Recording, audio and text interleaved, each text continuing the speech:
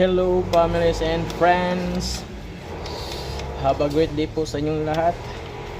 So guys, for today's video, so magbibigay lang po ako ng tips sa mga beginners dyan na gustong matuto ng pagmasilya, no? Lalong-lalo na sa mga corners na ganito. So unang-una is ilagay lang po natin yung lagay natin yung masilya, ganyan.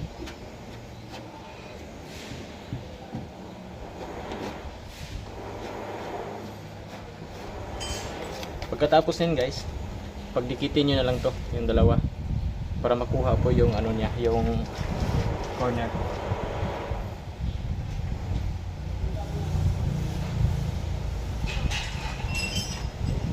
Yan. So napakaganda po. Yan ang tingnan niya.